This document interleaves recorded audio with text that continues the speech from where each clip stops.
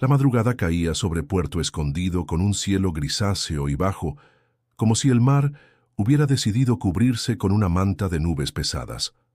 El olor a sal mezclado con diésel se extendía por el muelle, impregnando las ropas y la piel de quienes, como Mateo Salgado, vivían al ritmo de la marea.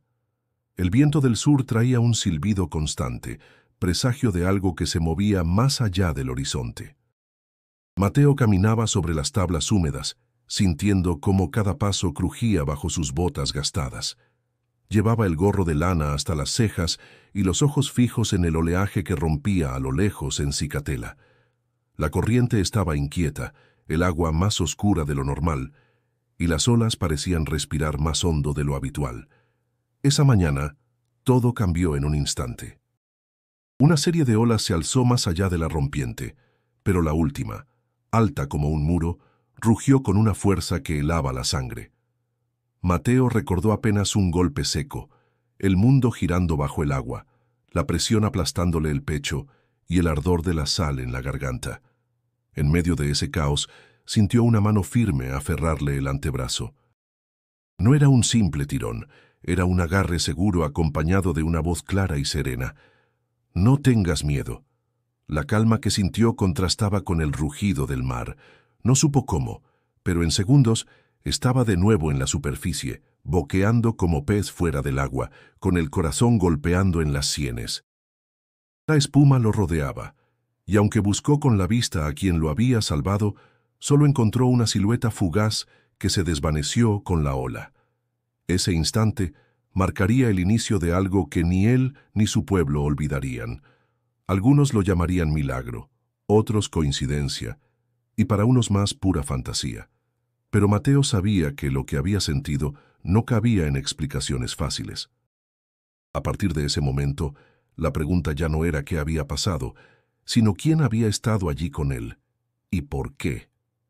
Si esta historia real de la costa oaxaqueña te ha atrapado, suscríbete al canal para no perderte lo que viene, porque lo que ocurrió después transformó no solo la vida de un pescador, sino también la fe y las dudas de toda una comunidad. Mateo volvió a pisar firme en el muelle, empapado y con el pecho ardiendo. Su panga, la luz de mar, golpeaba suavemente contra el costado de otro bote, como si reclamara su atención. Las manos le temblaban y no sabía si por el frío o por el recuerdo de esa voz. Miró alrededor. Los pescadores más viejos estaban reunidos cerca de la caseta, bebiendo café de olla humeante. Don Roque, con su sombrero ladeado y sus ojos agudos, lo observaba en silencio. No preguntó nada, pero en su mirada había más interés del que Mateo podía soportar en ese momento. «El mar anda bravo», comentó uno de los hombres. «No es día para salir, Mateo». Él solo asintió sin explicar nada. Guardó lo que había vivido como un secreto que ardía en el pecho. Sabía que en ese puerto las historias se corrían rápido, pero también que no todas eran bien recibidas. Se alejó del muelle, dejando que el bullicio del mercado Benito Juárez lo envolviera. El aroma a pescado fresco, chile asado y pan dulce llenaba el aire, mezclándose con el eco de regateos y risas. Sin embargo, ninguna de esas cosas podía arrancar de su mente la sensación de esa mano. En lo más profundo de su ser, Mateo intuía que esa no sería la última vez que sentiría su peso sobre él. Lo que no sabía era que el mar aún le tenía preparadas más pruebas y que las respuestas llegarían solo si estaba dispuesto a enfrentarlas. El sol apenas insinuaba su luz sobre Puerto Escondido cuando Mateo Salgado salió de su casa, con la camisa remangada y la gorra echada hacia adelante. El aire aún estaba fresco, impregnado de ese olor a mar que se cuela por cada calle y se mezcla con el aroma a café de olla que venía de la cocina. Luz, su esposa, lo miraba desde la mesa mientras preparaba tlayudas para vender en la noche. «No te tardes, Mateo», le dijo sirviéndole un café humeante, «y fíjate bien que el mar no anda en paz». Mateo bebió un sorbo, sintiendo el calor recorrerle el cuerpo. No contestó de inmediato. Su mente estaba ocupada en las cuentas. El precio del Huachinango había bajado y el motor de la Luz de Mar hacía semanas que pedía un descanso. La Capitanía de Puerto Había anunciado que si el oleaje seguía subiendo, cerrarían la salida. Y él no podía darse ese lujo. El tiburón esperaba la pesca fresca cada mañana, y las deudas no perdonaban. En el muelle, el ambiente era una mezcla de bullicio y tensión. Pescadores descargaban guacales con pargos y sierra, mientras otros discutían sobre el clima y el tamaño de la ola. Don Roque, con su piel curtida por años de sol y sal, estaba sentado en una banca reparando redes. «Te lo digo, muchacho», comentó sin levantar la vista, «este mar de fondo no es juego. Cuando la luna anda así, el agua trae fuerza de lejos». Mateo se encogió de hombros. «La chamba es la chamba, don Roque». El viejo soltó una risa breve, pero sus ojos serios decían otra cosa. Era de los que sabían leer el mar como un libro abierto, y aunque no usaba palabras rebuscadas, su advertencia pesaba. De regreso a casa, Mateo pasó por el mercado Benito Juárez. Saludó a las vendedoras de pescado, a los que limpiaban camarón, a las señoras que acomodaban canastas de pan de yema. Todo en ese lugar tenía un ritmo propio, una música hecha de voces y pasos sobre el piso húmedo.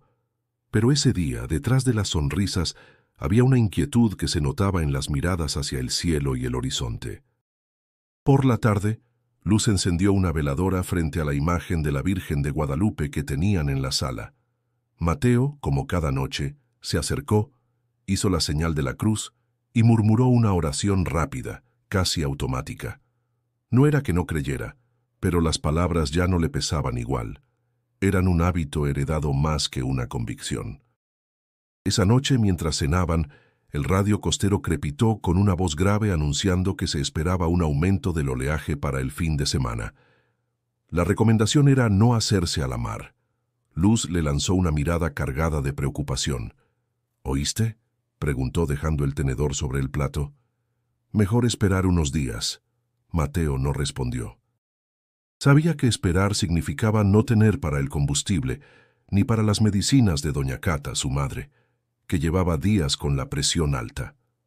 Se limitó a beber un trago de agua, como si eso pudiera diluir el peso de las decisiones. Al salir al patio, el cielo estaba cubierto de estrellas, pero el rugido del mar llegaba hasta allí, grave y constante, como un animal que no se duerme. Mateo lo escuchó largo rato, con los brazos cruzados, y sintió una mezcla extraña de respeto y desafío. El mar le había dado de comer toda la vida, pero también le había arrebatado amigos, y en el fondo sabía que cualquier error podía costarle caro. A lo lejos una nube se iluminó por un relámpago lejano. Mateo respiró hondo. El fin de semana se acercaba, y con él una prueba que no estaba seguro de querer enfrentar, pero tampoco podía evitar. La mañana siguiente trajo un calor pesado, incluso antes de que el sol estuviera alto. El muelle hervía de actividad, pero no de entusiasmo. Había un aire espeso de preocupación que se notaba en las conversaciones cortadas y en las miradas al horizonte. Mateo, con la gorra sudada y el rostro serio, se acercó a la panga luz de mar, revisando la poca gasolina que le quedaba. El tiburón, Rafael Ocampo, estaba junto a su camioneta, fumando un cigarro y revisando una libreta de cuentas. Su camisa abierta dejaba ver un pecho ancho, cruzado por una cadena de oro. Apenas vio a Mateo, hizo un gesto para que se acercara. «Te adelantaste un mes, Salgado», dijo con voz áspera. «Ya me debes hielo, gasolina y 2 días de pesca que no trajiste». «El mar no estaba bueno, Rafael. No iba a arriesgarme». «El mar nunca está bueno para los que tienen miedo. Y yo no vendo excusas, vendo pescado fresco. Si el fin de semana no sales, el lunes no te fío nada». La frase le pesó a Mateo como un ancla al cuello. Si no salía, no habría forma de cubrir la cuota ni de mantener a su familia. Pero sabía que las condiciones no eran juego. Al otro lado del muelle, el ING. Paredes de la Capitanía de Puerto inspeccionaba embarcaciones. Con su carpeta en mano y un chaleco perfectamente abrochado, se movía con una eficiencia seca. «Salgado, ¿tienes chalecos y bengalas?», preguntó sin levantar la vista de su lista. «Chalecos sí, bengalas no. Sin bengalas no sales, y si te encuentro afuera la multa es el doble». Mateo sintió que las paredes invisibles de su situación se cerraban un poco más. Giró hacia su panga y se encontró con don Roque, que observaba todo a distancia. «No le juegues al valiente, Mateo», dijo el viejo acercándose. «Con mar de fondo no hay motor ni hombre que aguante». «Pero si no salgo, pierdo todo», respondió apretando los puños. «Peor si sales y no regresas». El viento cambió de dirección, trayendo un olor más fuerte a sal y a algas. Las banderas rojas en la torre de Chucho flameaban como advertencias vivas. El salvavidas, con su silbato colgando del cuello, miraba a los pescadores como si contara mentalmente quién podría arriesgarse de más. Mientras cargaba unas redes, Mateo pensaba en la casa. Luz ya le había dicho que el dinero alcanzaría apenas para 2 días más, y lo que más lo angustiaba, la medicina de doña Cata estaba a punto de acabarse. La última dosis la había tomado la noche anterior.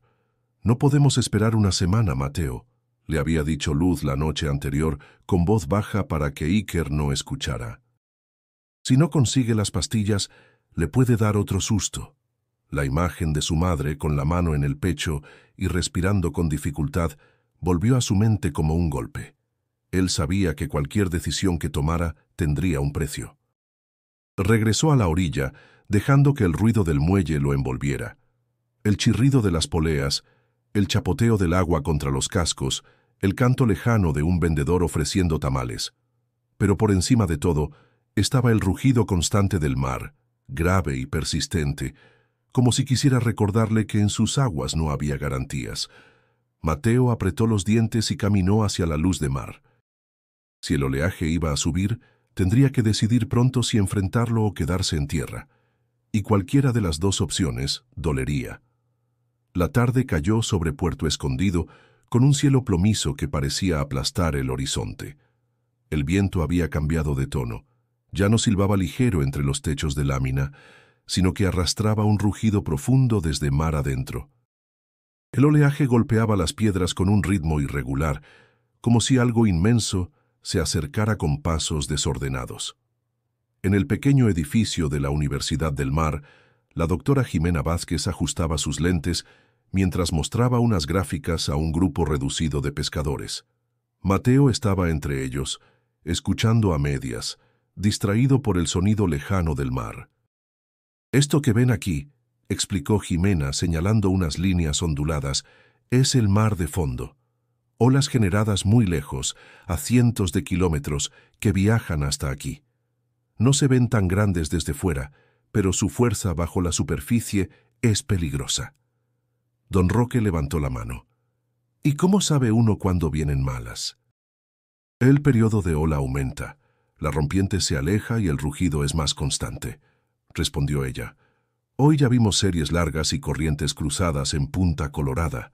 Mañana será peor». Mateo cruzó los brazos. «Pero no siempre pegan fuerte». «No siempre», admitió Jimena, «pero basta una serie para voltear una embarcación. No es cuestión de suerte, sino de física». Al salir del edificio, el aire estaba más cargado de humedad. Las banderas rojas en cicatela se agitaban furiosas y desde la orilla se podía ver que la rompiente estaba más lejos de lo habitual, como si el mar estuviera retirándose para tomar impulso. Chucho, el salvavidas, estaba en su torre con un megáfono en la mano. «Banderas rojas, señores. El mar no está para juegos. Manténganse fuera de la rompiente». Mateo caminó junto a él. «No pienso entrar por cicatela, Chucho, pero tengo que salir». El salvavidas lo miró con ceño fruncido. «No es solo cicatela. Todo está bravo. Hoy se levantó resaca en el Puertecito y Playa Marinero». «Ya veré», contestó Mateo intentando que no sonara a desafío.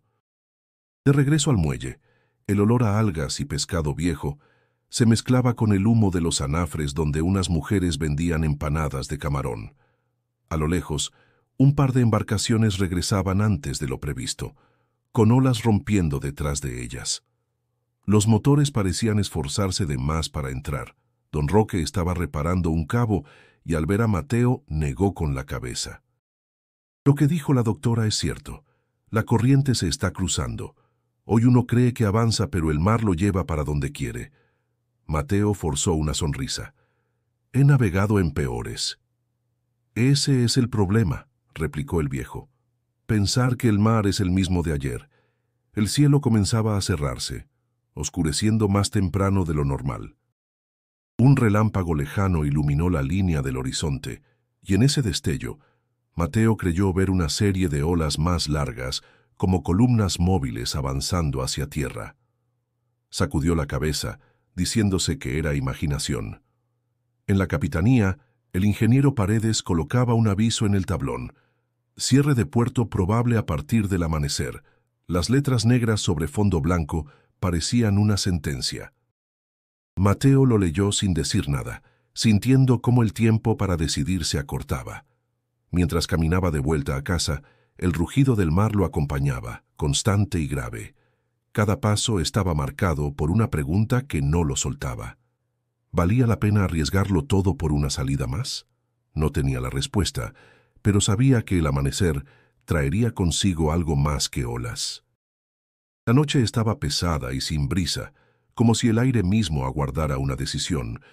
Mateo se sentó en la mesa de la cocina, con los codos apoyados y la mirada fija en las cuentas anotadas en un cuaderno viejo. Luz le sirvió un plato de frijoles con queso fresco, pero él apenas lo tocó. «No me gusta ese silencio», dijo ella sentándose frente a él. «Ya sé lo que estás pensando, y no quiero que salgas mañana». «No puedo esperar, Luz», respondió él sin levantar la vista. «El tiburón ya me advirtió que si no llevo pesca, no me fía nada más». Ella apretó los labios. «¿Y si no regresas? ¿Quién va a cuidar a Iker y a tu mamá?» Mateo dejó escapar un suspiro, pero antes de que pudiera contestar, sonó el teléfono. Era la voz seca de Rafael Ocampo. «Te lo digo una vez, Salgado. Si mañana no estás en el muelle a las 6, el lunes vienes a pagarme lo que me debes y te olvidas de mi hielo y mi gasolina». «Lo sé, Rafael», dijo Mateo, con un tono que intentaba ser firme. Entonces, no hay más que hablar. Colgó sintiendo que cada palabra del tiburón se le clavaba como plomo. Luz lo miraba, esperando. «Es una locura», insistió ella. «Y don Roque ya te dijo lo que pasa con el mar de fondo». Como si lo hubiera invocado, sonaron golpes en la puerta. Era el viejo pescador, con su sombrero y su linterna en la mano. «Solo vine a decirte algo», dijo, entrando sin esperar invitación. «Si mañana sales, no te hagas el valiente. Mantente lejos de Cicatela, y si ves que la serie crece, vira». Mateo asintió, aunque no estaba seguro de que pudiera cumplir esa promesa. La madrugada llegó sin descanso. A las 5, el aire era húmedo y pegajoso. El muelle estaba medio vacío. Solo unos pocos pescadores se preparaban para zarpar. Mateo revisó su motor Johnson de 2 tiempos, que tosió antes de encender. Llevaba lo justo: redes, un par de bidones de gasolina y su caja de aparejos. A lo lejos, Chucho colocaba más banderas rojas en la torre. Su silueta recortada contra el cielo gris parecía una advertencia viva. «Mateo», gritó desde arriba, «no te acerques a Cicatela, ¿me oíste?» «Sí», contestó, aunque el ruido del motor parecía tragarse sus palabras. Se caló la gorra y miró hacia el mar. El horizonte estaba turbio, como si el agua y el cielo se hubieran mezclado en una sola masa. Sintió un nudo en el estómago, pero lo ignoró. Don Roque pasó junto a él en su panga, más lenta y cargada de equipo. «Te sigo de cerca», dijo el viejo. «Pero si veo que la cosa se pone fea, me regreso». «Entendido», respondió Mateo. Empujó la luz de mar hacia la rompiente. Las olas menores lo mecían como tanteando sus fuerzas. Cuando cruzó la primera línea de espuma, un escalofrío le recorrió la espalda. No sabía si era el frío del agua salpicando o la certeza de que el día apenas comenzaba a probarlo. Mientras el motor ronroneaba y la costa quedaba atrás, pensó en Luz, en Iker y en su madre. Pensó en el tiburón y en la deuda que lo apretaba como una red cerrándose.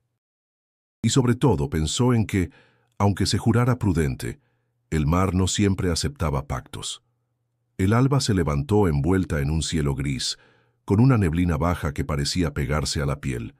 Mateo encendió el motor de la luz de mar, que respondió con un par de toses antes de estabilizarse en un ronroneo irregular. El olor a diésel y sal llenaba el aire, mezclado con el chillido lejano de las gaviotas. A medida que se alejaba de la costa, el agua adquiría un color más oscuro, casi metálico. Los pelícanos volaban a ras de la superficie, cortando el viento con un movimiento lento y preciso, señal de que el clima no estaba para juegos. El mar se sentía pesado, como si cada ola llevara un peso invisible bajo ella. Mateo revisó la ecosonda y vio que la pantalla parpadeaba erráticamente. Golpeó el costado del aparato con la palma, pero el fallo persistió. «Genial», murmuró para sí, sintiendo una punzada de irritación. No era la primera vez que ese equipo lo dejaba a medias, pero en ese momento cualquier fallo parecía amplificarse. «Aquí, don Roque», sonó la radio con un leve chisporroteo. «Te veo un poco a la derecha». «Te sigo», respondió Mateo. «La ecosonda está dando lata». «Pues fíate de los ojos, no de las máquinas», replicó el viejo. El viento se arremolinaba empujando ráfagas húmedas contra su rostro. A un par de millas mar adentro divisó un movimiento en el agua, un cardumen. Las superficies brillaban con destellos plateados cuando los peces rompían la tensión del mar. Mateo sintió un impulso de optimismo. Preparó sus líneas y en cuestión de minutos la primera captura tiró con fuerza. «Eso es», dijo para sí, sonriendo apenas. El motor, sin embargo, lanzó un estornudo mecánico, como si quisiera recordarle que no todo estaba bajo control. Mateo miró hacia la costa y vio cómo la línea blanca de la rompiente se había alargado. Era sutil, pero él sabía que ese cambio no era buena señal. «¿Ves eso?», preguntó por radio. «Lo veo», respondió don Roque. «No es hora de ponerse cómodo». La brisa trajo un olor más intenso a algas, acompañado de un murmullo grave que parecía venir desde abajo. Mateo no podía evitar sentir que el mar estaba observándolo, midiendo sus pasos. Aún así decidió lanzar otra línea. El anzuelo apenas tocó el agua cuando sintió un tirón fuerte. El segundo pez no tardó en unirse al primero en la caja. «Si se mantiene así, regresamos temprano con buena carga», dijo, como si hablara al propio mar. Un golpe de interferencia cortó la radio, dejando un zumbido inquietante. Mateo la ajustó, pero la señal se desvaneció. Se giró para buscar a don Roque y lo vio más lejos de lo que creía. Entre ellos, las olas parecían empezar a moverse con un patrón distinto, menos regular. El cielo, antes gris uniforme, mostraba ahora manchas más oscuras hacia el sur. Mateo sintió un escalofrío que no tenía que ver con el frío. Una sensación de urgencia se instaló en su pecho, pero intentó controlarla. «Una más y nos regresamos», se dijo, aunque sabía que esa promesa podía romperse fácilmente cuando la pesca era buena. Mientras recogía la línea, una ráfaga de viento más fuerte le arrancó la gorra, que cayó al agua y se alejó flotando. El simple hecho de verla perderse en la superficie le provocó un mal presentimiento. El motor volvió a toser, y él apretó los dientes. Miró una vez más hacia la rompiente. Ahora estaba segura, algo en su ritmo había cambiado. Y aunque intentó ignorarlo, en el fondo sabía que el mar acababa de dar el primer aviso serio del día. El sol, apenas filtrado por la capa espesa de nubes, caía sobre el mar como una luz opaca, sin brillo. Mateo mantenía la vista fija en la línea del horizonte y fue entonces cuando notó que algo no encajaba. Las olas venían en series largas y regulares, pero cada una parecía crecer más que la anterior. El primer juego pasó bajo su panga con un vaivén que lo obligó a aferrarse al timón. El segundo levantó la proa lo suficiente como para que el motor gimiera al quedar medio fuera del agua. La tercera no se parecía a nada que hubiera visto ese día. Se alzaba en la distancia como una pared líquida, oscura, coronada por espuma. «No me gusta eso», murmuró para sí, sintiendo cómo el estómago se le apretaba. La radio chisporroteó con la voz agitada de Chucho. Mateo, no entres por Cicatela, ¿me oyes? Rodea por Huatulco si puedes. Entendido, respondió, aunque no estaba seguro de que pudiera cumplirlo. La señal se cortó justo después, dejando un silencio eléctrico. Miró hacia su izquierda. Don Roque también había notado la serie y trataba de girar, pero las olas se lo impedían, obligándolo a maniobrar más lejos de la costa. Mateo calculó que si adelantaba motor, podría cruzar antes de que la tercera ola llegara. Pero ese cálculo era más un deseo que una certeza. El viento aumentó, azotándole el rostro con salpicaduras frías. La superficie del mar se agitaba, y en cada valle de agua oscura, el mundo se reducía al cielo y a la cresta que se alzaba delante. Mateo apretó el acelerador, sintiendo que el motor respondía con un rugido irregular. El ruido del agua rompiendo a lo lejos era como un trueno continuo. Cada vez que la proa bajaba, veía cómo la gran ola se acercaba, más alta, más densa. Su instinto le gritaba que virara, pero hacerlo ahora significaría ofrecer el costado al golpe. «Vamos, vamos», susurró, como si hablara a la luz de mar.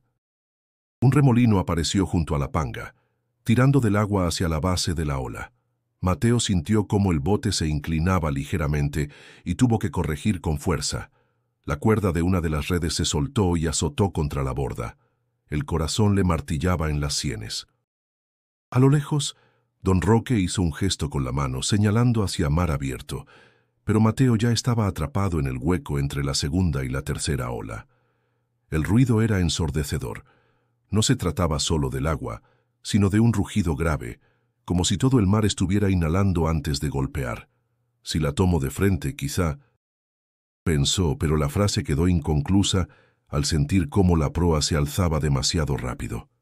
El cielo desapareció detrás de la pared líquida. Todo era espuma y sombra. Por un instante, la luz gris del día se oscureció aún más, y el aire se llenó de pequeñas gotas que picaban la piel. La luz de mar cayó en un hueco profundo, tan abrupto que el motor rugió como si fuera a salirse de su sitio. Mateo perdió el equilibrio por un segundo, pero se aferró al timón con una fuerza desesperada.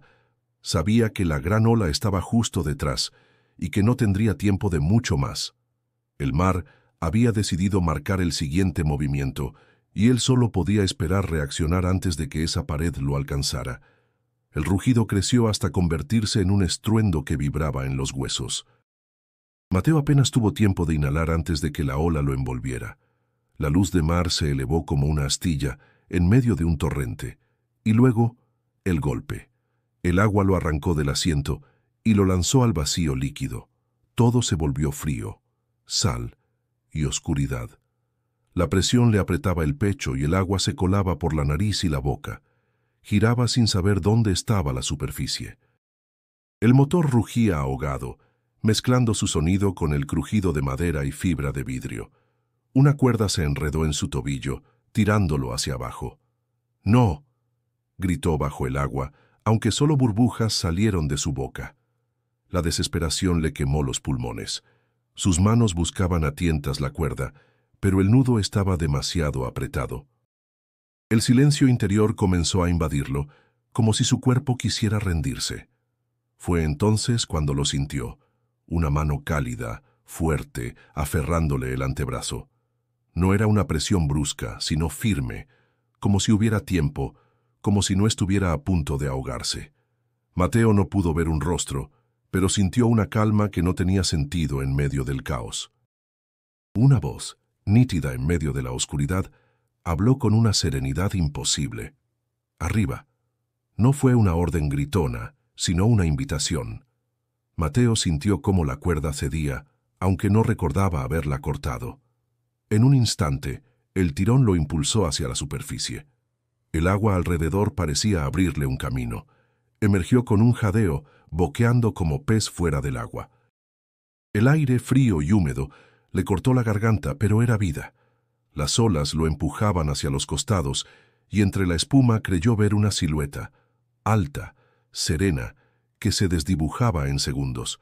No podía decir si era real o fruto de su mente aturdida. «¡Mateo!». La voz de don Roque llegó desde algún punto cercano, quebrada por el viento y el agua. Intentó responder, pero solo tosió. Sus brazos se movían por instinto, luchando por mantenerse a flote mientras la espuma lo cubría una y otra vez. La panga estaba a unos metros, ladeada, golpeada, pero todavía entera. El mar no se calmaba. Las olas más pequeñas lo arrastraban de un lado a otro, y cada vez que levantaba la cabeza, veía más agua que cielo. El recuerdo de la mano seguía vivo en su piel, como si todavía lo sostuviera. Se obligó a nadar hacia donde creyó escuchar el motor de don Roque. El viejo maniobraba con esfuerzo, intentando acercarse sin que otra ola los partiera en dos. «¡Aguanta, muchacho!», gritó estirando un cabo. Mateo lo agarró con la poca fuerza que le quedaba. Sintió cómo lo alaban hacia la borda, y cada tirón era una batalla contra el peso del agua que lo empapaba. Subir fue como volver a nacer. El aire en los pulmones, el suelo firme bajo los pies aunque fueran tablas temblorosas. Se desplomó sobre la cubierta, tosiendo y escupiendo agua salada. Don Roque lo miró sin decir nada por un momento, como si supiera que no había palabras para lo que acababa de pasar. «Te dije que no te hicieras el valiente», murmuró al fin. Mateo no respondió. Sus ojos se fijaron en el horizonte, buscando una figura que sabía que ya no estaría ahí. La voz que había escuchado seguía resonando en su mente, más clara que cualquier otra cosa en ese instante. No sabía si había sido un milagro, un recuerdo o una ilusión. Lo único cierto era que, en el momento más oscuro, no estuvo solo, y esa certeza le pesaba y lo aliviaba a la vez. El motor de la panga de don Roque rugía con esfuerzo, cortando las olas que todavía se levantaban con fuerza. Mateo, empapado y temblando, se aferraba a la borda como si el mar pudiera reclamarlo en cualquier momento. Cada golpe del agua contra el casco resonaba en su pecho, recordándole que hacía apenas minutos había estado bajo esa masa implacable. Don Roque no apartaba los ojos del horizonte, maniobrando para alejarse de la zona más brava. El aire olía a sal y a diésel, y las gaviotas chillaban más lejos de lo normal, como si supieran que el mar no estaba para juegos. «Respira hondo, muchacho», dijo el viejo sin mirarlo. «Estás vivo, eso es lo que importa». Mateo trató de seguir el consejo, pero su respiración seguía entrecortada. El recuerdo de la mano lo golpeaba una y otra vez, como un eco imposible de callar. «Me tomó Jesús», murmuró, casi sin darse cuenta. Don Roque giró el rostro apenas, con una ceja levantada. No dijo nada, pero su silencio no fue de burla, sino de cautela. La costa comenzó a dibujarse más cerca, con el muelle pequeño de Playa Marinero como punto de referencia. En la orilla, Chucho se movía de un lado a otro, haciendo señales con los brazos para guiarlos hacia un canal seguro. Las olas rompían cerca, y entrar exigía sincronía. «A la próxima. Avisa que vienes partido», dijo el salvavidas en cuanto se acercaron lo suficiente. «Te vi desaparecer detrás de esa pared. Pensé que ya te había tragado». «Casi», contestó Mateo con voz ronca. El impacto del regreso fue más duro de lo que esperaba. Varias personas en el muelle se acercaron para ayudar a amarrar la panga, y entre las miradas curiosas y las preguntas rápidas, Mateo sintió un peso extraño. No quería contar nada, pero tampoco podía borrar la sensación de que algo extraordinario había pasado. La luz de mar quedó amarrada de lado, con golpes visibles en la fibra y una red rota flotando dentro. Parte del equipo había desaparecido y el motor, inclinado, dejaba escapar un hilo de aceite que manchaba el agua. «Esto va a costarte, Salgado». La voz de Rafael Ocampo, el tiburón, surgió detrás de él.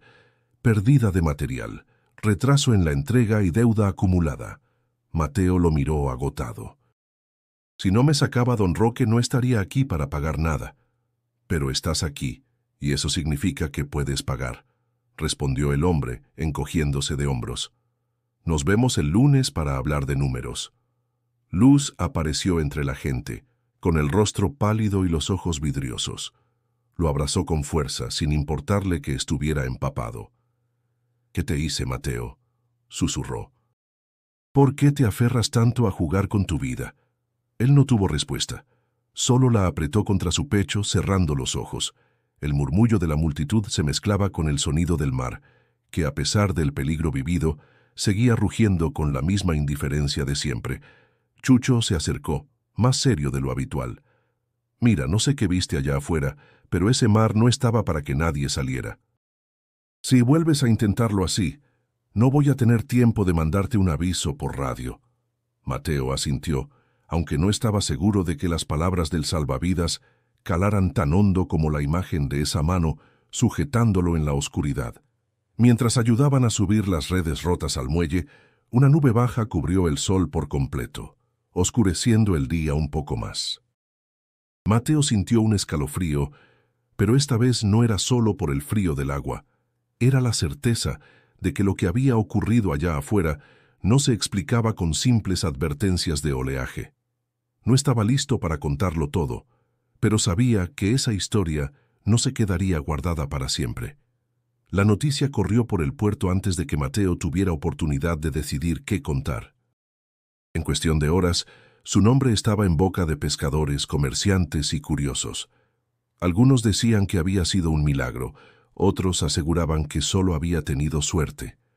María Fernanda Ríos, periodista local, apareció esa misma tarde en el muelle. Llevaba una libreta gastada, una grabadora y una mirada inquisitiva. «Mateo, ¿puedo robarte unos minutos?», preguntó plantándose frente a él. «No tengo mucho que decir», contestó con el cansancio aún marcado en la voz. «Todos dicen que viste algo, o a alguien», insistió ella. «Si quieres, puedo contar tu versión sin adornos». Mateo dudó. Parte de él quería dejarlo todo en silencio, pero la otra parte sentía la necesidad de poner en palabras lo que había vivido. «Estuve abajo más tiempo del que debería seguir vivo», dijo al fin. «Y sentí una mano que me sostuvo». María Fernanda levantó las cejas. «¿Una mano?». «Sí». «Y una voz». No dijo más, y ella tampoco lo presionó. Anotó un par de líneas y se despidió, prometiendo no torcer lo que él le había confiado. Al anochecer, Mateo pasó por la iglesia. La capilla de Guadalupe estaba medio iluminada y el padre Esteban barría el piso de madera. Al verlo entrar, dejó la escoba a un lado. «Supe que tuviste un susto», comentó el sacerdote. «¿Quieres hablar?». «No estoy seguro de qué fue lo que pasó», respondió Mateo, tomando asiento en la última banca. «Algunos dirán que fue un milagro, otros que solo me salvé por casualidad. A veces lo importante no es cómo llamarlo, sino qué haces con lo que viviste», dijo el padre. «La fe no siempre necesita pruebas, pero sí propósito». Mateo guardó silencio masticando esas palabras. No estaba seguro de querer interpretarlo como un mensaje divino, pero tampoco podía negarlo del todo. Fuera de la iglesia, en una mesa de plástico junto a un puesto de mezcal, Luz encendía una veladora pequeña. La llama bailaba con el viento, y a su alrededor se escuchaba el chisporroteo de un comal donde se calentaban tlayudas. La comunidad tenía su forma de agradecer y pedir protección, y Luz lo hacía a su manera. La doctora Jimena apareció más tarde en el muelle con un cuaderno lleno de diagramas. Se sentó frente a Mateo, desplegando un mapa de corrientes. «Quiero reconstruir lo que pasó», explicó. Según el periodo de las olas, la corriente de resaca en Cicatela debió arrastrarte hacia el sur. No es común que alguien logre salir de ahí sin ayuda externa.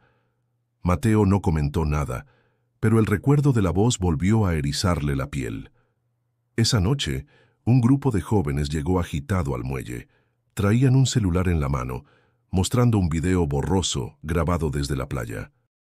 En él se veía una ola enorme rompiendo, y entre la espuma algo que parecía una sombra erguida por un instante antes de desvanecerse. «Mira, aquí está», dijo uno de ellos, señalando la pantalla. «Es solo espuma», opinó otro, encogiéndose de hombros. El murmullo creció. Algunos lo tomaron como evidencia, otros como una simple ilusión óptica. Mateo observó el video sin decir una palabra. No podía jurar que eso fuera lo que él vio, pero la sensación de que no había estado solo se hizo más fuerte. Con el mar todavía agitado y la panga dañada, no había manera de salir a pescar. Eso significaba más días sin ingresos, más presión del tiburón y más incertidumbre. Y mientras las olas seguían golpeando la costa, Mateo entendió que el verdadero desafío apenas comenzaba, y no dependía solo del mar. Mateo despertó temprano, pero no por el canto de los gallos ni por el bullicio del mercado. Abrió los ojos con la mente llena de imágenes difusas. Espuma, sombra, una voz. Sentía un zumbido leve en los oídos, como si el mar aún hablara dentro de él. La luz de mar seguía encallada en el muelle, con el motor inclinado y los aparejos a medio rescatar. Don Roque ya había desmontado parte del eje para revisarlo, mientras Luz trataba de limpiar las redes aún húmedas y malolientes. La comunidad entera parecía dividida. Unos querían pruebas, otros rezaban en silencio. Las redes sociales habían estallado con el video de la sombra en la ola, provocando desde burlas hasta devoción repentina. Mateo no contestaba comentarios ni se justificaba. Solo quería entender qué había pasado. María Fernanda volvió al muelle esa tarde, sin cámara ni micrófono, solo con su cuaderno. ¿Podemos reconstruir la cronología exacta?, preguntó sentándose junto a él. Salí antes de las 6. Encontré el cardumen cerca de las 7. ¿Y la ola? Pasadas las 8. La tercera del set. Jimena se unió a ellos poco después. Traía hojas con tablas, cálculos de boyas, gráficas del Centro de Estudios Costeros. Aquí está la trayectoria probable del oleaje esa mañana. Vino de una tormenta en mar abierto. Las series eran irregulares, pero con periodos largos. Eso coincide con lo que contaste. ¿Y eso explica lo otro?, preguntó Mateo con la voz baja. Jimena negó con la cabeza. Eso no lo explica nada. María Fernanda revisó su libreta. ¿Tienes aún las marcas del brazo? Mateo se remangó. Tenía una línea rojiza alrededor del antebrazo, como si una cuerda lo hubiese aferrado con fuerza, pero no tenía nudos ni quemaduras. Solo una marca limpia, firme, que no coincidía con el cabo que él usaba. ¿No será que fue don Roque el que te sacó y tú, en el susto, imaginaste otra cosa?, sugirió la periodista. Don Roque llegó después, respondió él. Yo ya iba flotando, y esa voz no era de este mundo. Nadie rió ni lo corrigió. Cada uno parecía respetar el límite entre duda y creencia. La tarde trajo malas noticias. El tiburón había mandado a bloquear la panga con una cadena y un candado en el motor. Había reclamado su derecho por la deuda. «Es mi garantía», dijo a gritos desde su camioneta.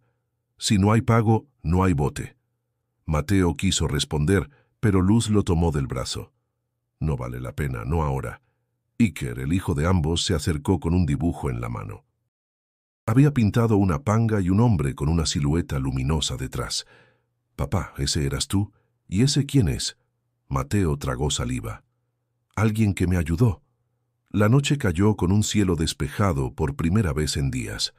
El mar, más tranquilo, reflejaba las luces lejanas del muelle. La capilla permanecía abierta, y algunas personas se habían reunido para rezar, dejando velas encendidas junto a una foto de la luz de mar. Mateo, desde la sombra de su casa, observó todo con el corazón dividido. Lo que había vivido lo transformaba en alguien distinto, pero no sabía aún en qué dirección. Tenía más preguntas que respuestas, y un pueblo que comenzaba a mirarlo de una forma nueva, no como héroe ni como loco, sino como alguien que había estado más cerca de lo imposible que todos los demás. El verdadero milagro, pensó, no era haber salido del agua, era haber regresado con la certeza de que, a veces, el misterio también es parte de la vida. La semana avanzó como un muro que se cierra poco a poco. Sin panga, sin ingresos y con la deuda creciendo como un tumor, Mateo sentía que cada día pesaba más que el anterior. La medicina de doña Cata escaseaba, y Luz había tenido que comprar solo la mitad de las pastillas, con lo poco que le dejaron las ventas de tlayudas. Mateo evitaba mirar a su madre a los ojos. Ella no reclamaba nada, pero su rostro pálido y sus pasos lentos hablaban por sí solos. «No te culpes, mijo», le dijo una tarde. Uno hace lo que puede con lo que tiene. Pero él sabía que no era suficiente. Durante días, Mateo caminó por el puerto como una sombra. Intentó pedir trabajo descargando mercancía, pero todos ya tenían a quién recurrir. El tiburón, por su parte, lo evitaba. Ya no había amenazas, solo el frío del desdén. En la noche, mientras Luz cocinaba, Mateo revisaba la libreta de cuentas una y otra vez, como si eso pudiera hacer aparecer dinero entre las hojas. «Puedo pedirle un préstamo a mi tía», dijo Luz una noche, sin levantar la vista del comal. «No, no vamos a deberle a nadie más», respondió Mateo con dureza. «¿Y qué prefieres? ¿Ver a tu madre sin tratamiento, dejar a Iker sin escuela, o seguir sentado ahí esperando que algo cambie solo?» Mateo no contestó. Se levantó y salió al patio. El cielo estaba despejado, pero el aire era denso. Miró las estrellas, buscando una señal, cualquier cosa. Solo encontró silencio.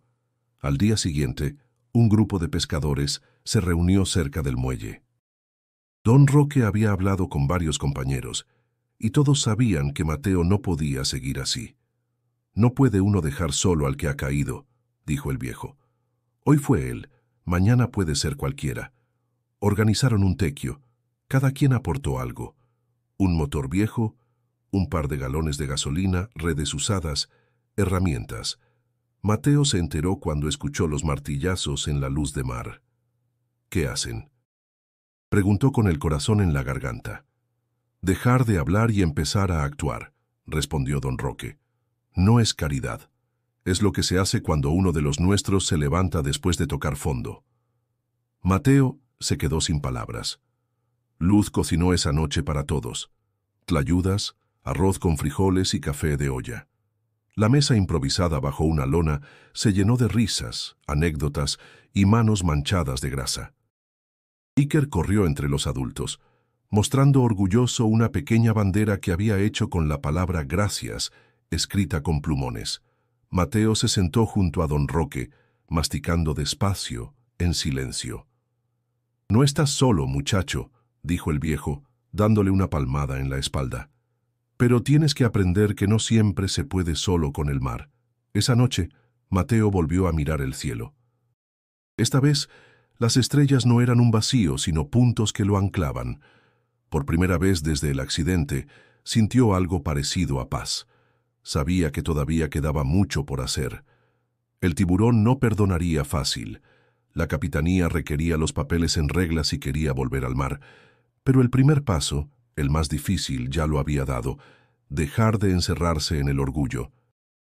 A la mañana siguiente, el ingeniero Paredes se presentó en el muelle. «Me contaron lo del tequio», dijo mirando la panga. «Si logras cumplir con los elementos mínimos de seguridad y regularizar los documentos, podríamos liberar el motor».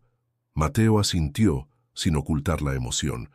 Era una ventana pequeña, pero abierta, y por primera vez en días el viento del mar le pareció menos pesado. Mateo llegó temprano al muelle con una libreta en la mano.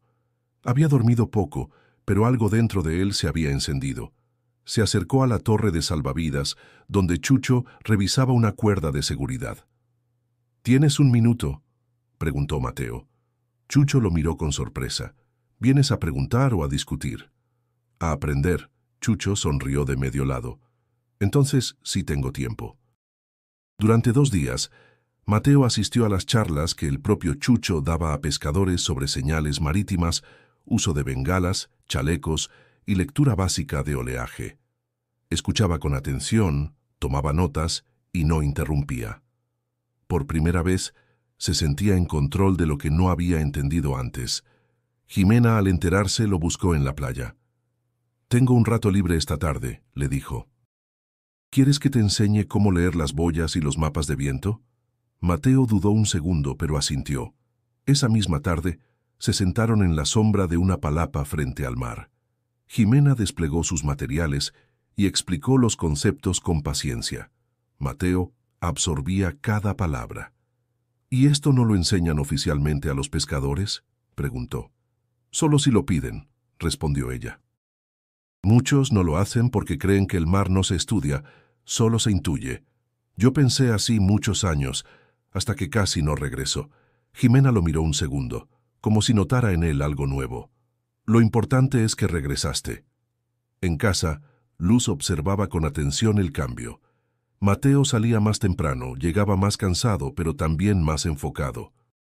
Una noche, mientras cenaban arroz con plátano macho frito, ella lo interrumpió.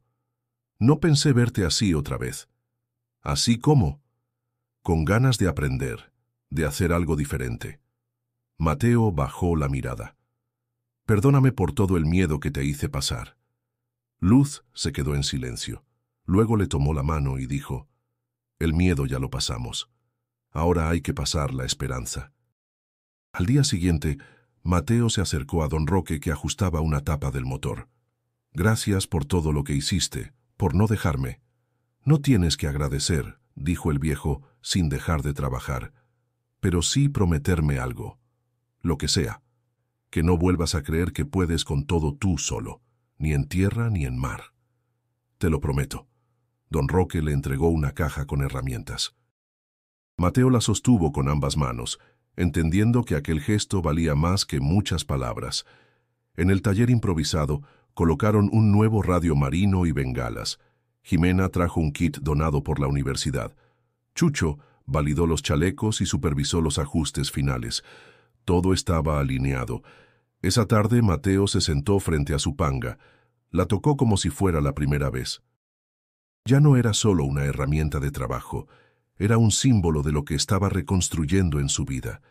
El cielo se tiñó de naranja y violeta, y el viento sopló cálido desde el oeste. Mateo cerró los ojos un momento, respirando hondo. Ya no sentía prisa. No era cuestión de huir de las deudas ni de probar nada a nadie.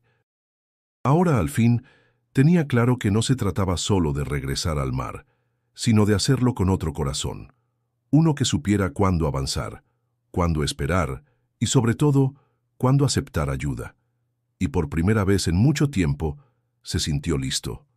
El día amaneció claro, con una brisa suave que agitaba las hojas de los almendros y hacía ondear las banderas del muelle.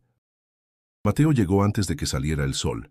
Llevaba una gorra nueva, el chaleco bien abrochado y el rostro sereno. Revisó cada detalle de la luz de mar, el motor, el radio, las bengalas, los remos de repuesto. Todo estaba en su lugar. Don Roque apareció minutos después con una hielera y una sonrisa discreta. «Hoy sí se puede salir», dijo mirando el cielo. El oleaje bajó y la marea está pareja. «Esta vez no improvisamos nada», respondió Mateo. Chucho también se acercó con un megáfono colgando de su cinturón. «Ya revisé las boyas, mar estable, nada fuera de patrón. Si algo cambia, yo los aviso por radio». Jimena, desde la orilla, levantó una mano en señal de apoyo. Estaba conectada con su equipo en la universidad, monitoreando en tiempo real. Mateo empujó la panga al agua. Sintió cómo se deslizaba suave, sin resistencia. El sol comenzaba a despuntar en el horizonte, y la luz dorada tocaba la superficie como una bendición silenciosa. La salida fue limpia. Las olas los recibieron con un vaivén amable. Avanzaron con rumbo claro hacia aguas más profundas, evitando Cicatela y tomando una ruta más segura por Carrizalillo.